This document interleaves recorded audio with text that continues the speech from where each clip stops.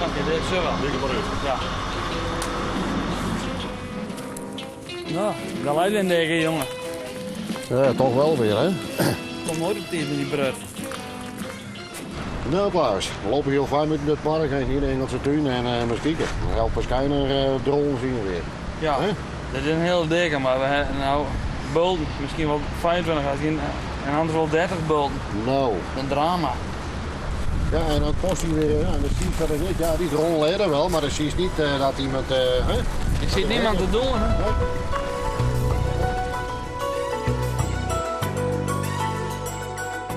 1 januari dus gaan wij van start met hondenbeleid. Ze hebben eerst 2 maanden een kans gekregen dus om te wennen aan het beleid. Hè.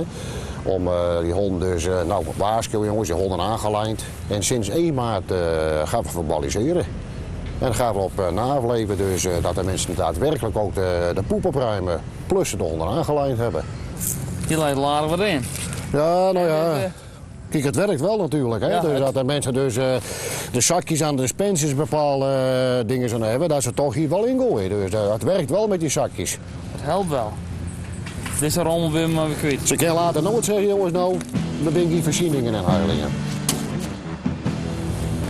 Nog een aardige grote, nee. Ja, dat korren we ook al om, dus maar wel uitkijken. Ja. Goeiedag. Goedemorgen, mevrouw.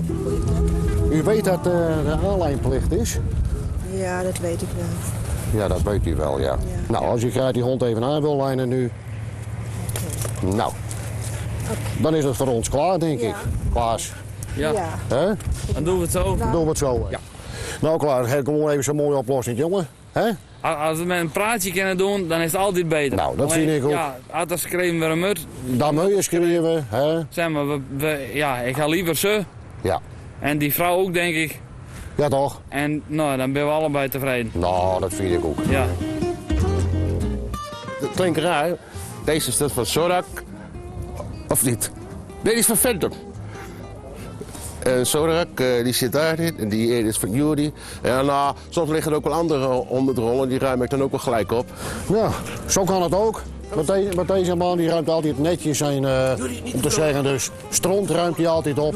Hij speelt met de honden hier, met een balletje en even later, nou, dan scheidt hij de honden. Hij ruimt het daadwerkelijk gelijk altijd op, zoals je ziet. Zakje ligt daar, dus zo kan het ook.